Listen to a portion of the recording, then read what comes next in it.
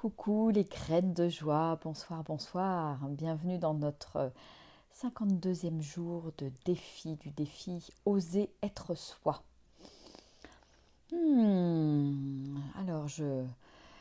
Alors moi je viens de passer une journée au grand air, une journée de ski. Je suis rincée, rincée, rincée. Et voilà, je sors un peu de ma zone de confort pour faire cette vidéo parce que voilà, j'ai une très grosse envie de dormir en fait et je pense que je vais aller me coucher après pour laisser mon corps se reposer après ces efforts physiques. Mais en même temps, voilà, c'est important pour moi de, de suivre cet engagement, de faire ces vidéos, de faire une vidéo par jour sur cette thématique oser être soi. Alors aujourd'hui, qu'est-ce qui m'a interpellée aujourd'hui? Il y a eu plusieurs petites choses aujourd'hui dans la journée. Ça a commencé ce matin avec une petite altercation entre mes filles. Euh, Cet après-midi avec une dame sur les pistes. Et voilà, j'avais envie de parler il peut y avoir des situations à certains moments qui m'agacent ou qui viennent, je dirais, me titiller quelque part dans mes blessures. Et quel choix je fais? Parce que je pense qu'à un moment donné, on a toujours le choix. Quel choix je fais? Est-ce que je suis dans la réaction? Est-ce que je réagis par rapport à ma blessure? C'est-à-dire que voilà, si on vient m'appuyer sur la blessure, je peux effectivement hurler ou réagir avec mon ego, avec ce qui est là, avec l'émotion quelque part qui monte et qui n'est pas forcément très agréable. Ou je peux faire aussi un autre choix, celui de prendre du recul et me dire, ouh là là, tiens, qu'est-ce qui se passe là? Qu'est-ce que ça vient réveiller à l'intérieur de moi? Et de manière assez concrète. Enfin, c'était assez rigolo. Là, aujourd'hui, voilà ces deux exemples. Donc, mes filles, ce matin, sur un, je dirais quelque chose de somme toute très banal, mais c'est souvent sur des choses très banales qu'à un moment donné, il y a quelque chose qui vient nous titiller et puis, tac, on peut être dans la réaction assez rapidement. Par rapport à, voilà, mon père avait acheté des viennoiseries et puis il y avait, euh, il y avait le choix entre des pains au raisin et des pains au chocolat. Et donc, bah, ma plus petite, qui s'est élevée plus tôt, a fait son choix directement sans se soucier quelque part de ceux qui se lèveraient un peu plus tard. Et puis, Roxane, quand elle s'est réveillée, elle avait demandé la veille un pain au raisin et puis il restait plus que des pains au chocolat. Voilà. Et donc c'est venu réveiller quelque chose à l'intérieur d'elle. Voilà, une blessure, quelque chose d'injuste, entre guillemets. Et tac, il y a eu un démarrage au quart de tour.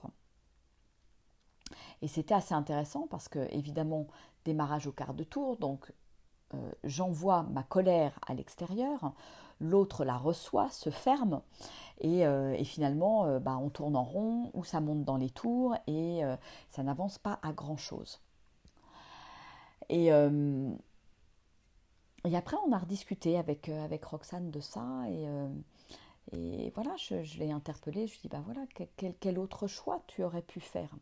Qu'est-ce qui se passe à l'intérieur de toi quand tu ressens ce truc-là, quand tu ressens cette injustice, le fait voilà, et je pense que ça vient de nos blessures, parce que euh, voilà, si j'ai pas cette blessure d'injustice, je vais pas forcément réagir de cette façon, ça peut tout simplement couler à travers moi et je peux ne pas être en réaction. Et donc, voilà, elle a pris conscience que ça venait de là, ça venait de sa blessure et qu'elle aurait pu faire un autre choix, celui de pas être dans la réaction, mais plus de laisser couler. Alors, ça ne veut pas dire tout laisser couler aussi, hein, parce qu'il y a des choses qui peuvent être voilà, pas en phase avec nos valeurs, etc. Mais je peux être dans la réaction, mais ça dépend d'où ça vient quelque part. Est-ce que ça vient de ma blessure, auquel cas, ben voilà, quelque part, je balance un petit peu ma souffrance sur l'autre, quelque part. Ou est-ce que ça vient d'un espace, je dirais, d'amour de moi-même et de, voilà, je ne veux pas, enfin, tu respectes les bornes, je ne veux pas que tu ailles plus loin, et auquel cas ça vient de cet espace d'amour qui fait que je me respecte et que je pose des limites en fait. Je peux dire des non de manière ferme, mais ça ne veut pas dire que je déverse quelque part ma colère et ma réaction sur l'autre. Et donc voilà, elle a pris conscience de ça et c'était chouette parce que après voilà, elle est allée voir sa petite sœur et puis elle s'est excusée et tout est rentré dans l'ordre. Et à plein de moments, voilà, est-ce que on peut être dans la réaction et ne pas forcément être en conscience de ce qui se passe, ne pas forcément s'excuser, et puis après, en fait, on accumule des choses, ça, plus ça, plus ça, plus ça, dans la cocotte minute, et au bout d'un moment, fou, ça finit par exploser sur un tout petit truc parfois, et c'est même souvent sur un tout petit truc, et l'autre en face se demande, mais qu'est-ce qui se passe? Je sais que moi, ça m'est arrivé plusieurs fois, hein, il y a quelques années, moins maintenant, euh, mais voilà, c'est des petites choses, des petites choses, des petites choses qui s'accumulent et qui font qu'à un moment donné, ça devient quelque chose d'insupportable parce que ça, voilà, ça vient appuyer là où ça fait mal chez moi, en fait. Et donc je pense qu'à tout moment, on peut faire un choix différent. C'est vrai que c'est pas facile, c'est vrai que ça demande de prendre du recul par rapport à soi.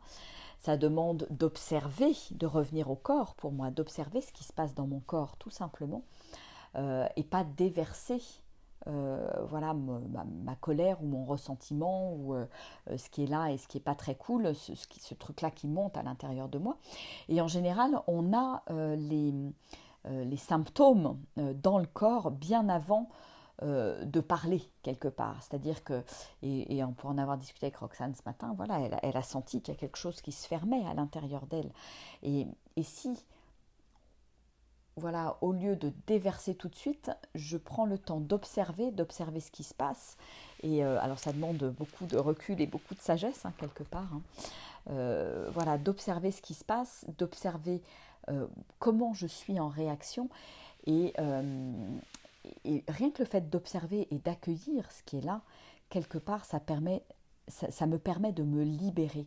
Et finalement, bah c'est ça qui est le plus important, c'est que plutôt que d'être en réaction systématique par rapport à mes blessures, ben j'apprends petit à petit à accueillir ce qui est là, à voir ce que ça me fait et à libérer mon être finalement. Parce que je crois que ce qui est important à un moment donné, c'est qu'on puisse vraiment être complètement libéré de ses blessures et ne plus être dans la réaction par rapport à ce qui nous entoure. Et puis c'était assez rigolo parce que cet après-midi, donc je vous disais, voilà, il y a eu dans un téléski, il y avait une dame avec, je pense, sa fille ou je sais pas, c'était quelqu'un de sa famille, donc qui était dans la queue mais qui n'avançait pas vraiment et qui avait, voilà, il y avait 2 mètres au moins devant les personnes qui étaient devant elle. Et puis nous on arrive avec mon fils, on était dans l'élan, on venait de descendre une piste et puis comme on voit qu'elle avance pas, ben moi je passe devant elle sans, voilà, en me disant ben voilà, elle veut pas avancer, ben moi je prends sa place et j'y vais. Et donc réaction derrière.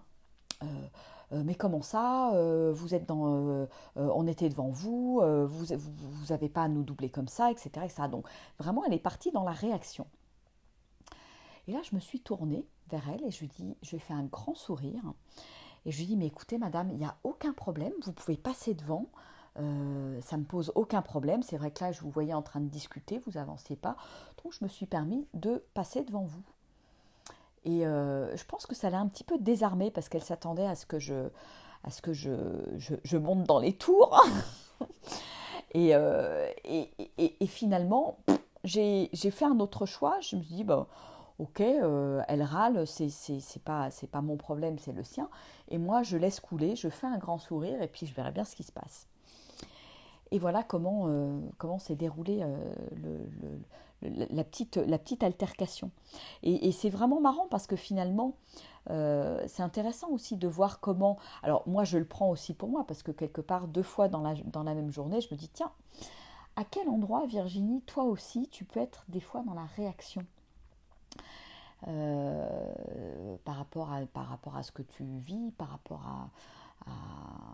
à des personnes, etc. Et donc ça m'interpelle par rapport à ça et voilà, je me pose la question et je mets ça dans un petit coin de ma tête pour prendre conscience quelque part des moments où je peux être comme ça aussi et qui ne sont pas des moments très, je dirais, très constructifs finalement parce que je suis pleinement dans mon ego quand c'est comme ça. C'est la souffrance quelque part qui s'exprime, c'est la douleur qui s'exprime de ne pas être entendu, de pas euh, de subir une injustice ou de me sentir trahi ou voilà toutes les différentes blessures. Donc il doit y avoir, voilà, pour moi aussi, peut-être par rapport à ce miroir, des petites choses encore peut-être à régler de ce côté-là. Donc je vais être attentive à tout ça. Donc voilà, et ben, j'ai envie de vous interpeller aussi par rapport à ça. Comment vous, est-ce que vous vous comportez? Est-ce que vous pensez être beaucoup dans la réaction? Est-ce que vous pensez être beaucoup moins dans la réaction qu'il y a quelques temps, quelques années, etc. Comment est-ce que vous gérez ça? Comment est-ce que vous vous sentez par rapport à vos blessures? Et ouais, qu'est-ce que ce partage vient réveiller chez vous finalement? Mm.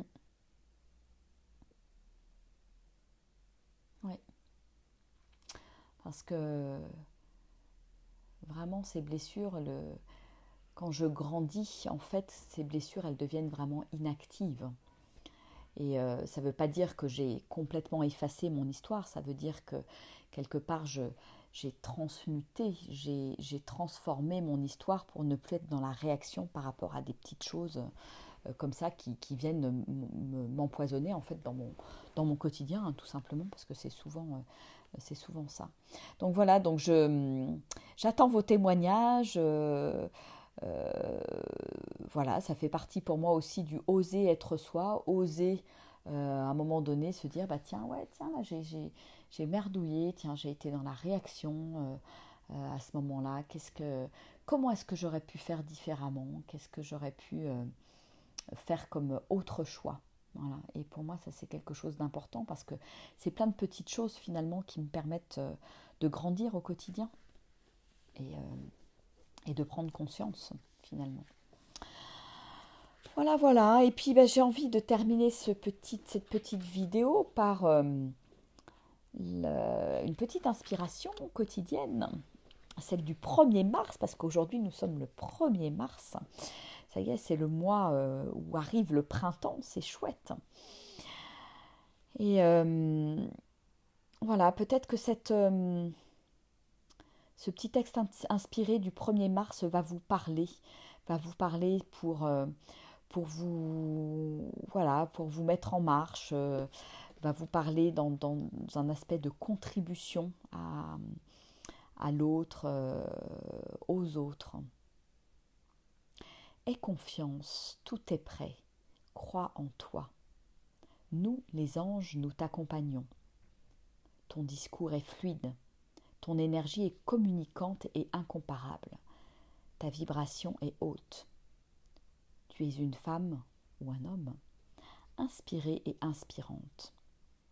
Les gens te ressentent comme une guide hors du commun, une transmettrice, un phare dans la tempête, stable, ancré, un exemple de vie alignée et épanouie. Crois en toi, en tes capacités, et rayonne avec tout ton cœur pour toucher le cœur des femmes et des hommes qui t'écoutent. Ils boivent tes paroles, sont entraînés par ton énergie, ton enthousiasme, ta positivité. Tu lèves le voile, tu leur dis que tout est possible, tu en es la preuve vivante. Ils suivent ton sillon avec bonheur, conviction et engagement. C'est le chemin vers la communauté de la joie qui démarre. Emmène-les, conduis-les vers la lumière.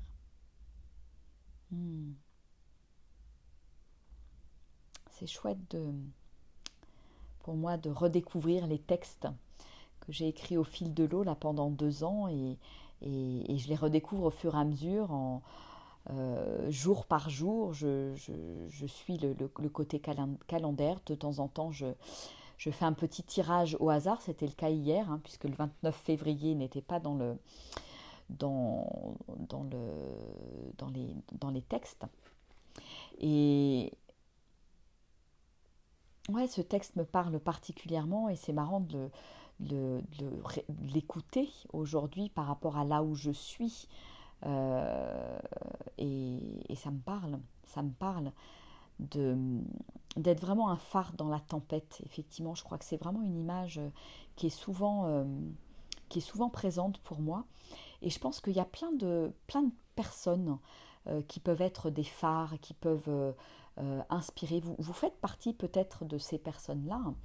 Vous avez peut-être vécu des choses difficiles, des épreuves dans votre vie. Vous êtes passé à travers des choses, vous en êtes sorti. Ou vous êtes en plein dedans, j'en sais rien, mais tout ça a une vraie raison d'être en fait. Et quelque part, moi, mon cheminement a fait qu'aujourd'hui, voilà, c'est une évidence en fait d'accompagner, de transmettre, de, de guider, de montrer la voie, euh, ouais, d'accompagner les gens dans leur cheminement. Et peut-être que vous aussi, vous avez aussi ce don, ce talent. Je ne sais pas si c'est quelque chose qui vous parle. Et si c'est le cas, vraiment, voilà, je peux aussi vous accompagner dans ce cheminement parce que ça demande aussi de lever pas mal de peur, d'avoir confiance. Enfin voilà, je suis passée par là et c'est vrai que on passe un petit peu par toutes les couleurs de l'arc-en-ciel. Ça demande vraiment une confiance et une foi en soi et en la vie, d'aller vers cette transmission cette vocation, quelque part, cette raison d'être qui est de guider d'autres personnes, d'autres âmes, quelque part, dans cette période de grand changement. Et je pense qu'il y a besoin de gens comme ça, et il y en a de plus en plus. Euh, donc si vous ressentez cet appel, je vous invite aussi à bien ouvrir votre mail demain parce que voilà, j'envoie un mail avec 4 vidéos que vous allez pouvoir voir de Martin Latulippe. Martin Latulippe est un grand coach. Moi, j'ai suivi une de ses formations et il accompagne justement les personnes qui ressentent cet élan à partager, à contribuer, à transmettre. Voilà, il nous accompagne, je dirais, pour nous mettre en chemin, je dirais, sur les aspects plus techniques de comment faire, je dirais, dépasser les peurs qui peuvent être d'ordre technique pour offrir des accompagnements, offrir des formations en ligne, etc. etc. Voilà, il nous prend vraiment par la main sur plein de choses et qui fait que ça devient quelque part beaucoup plus accessible.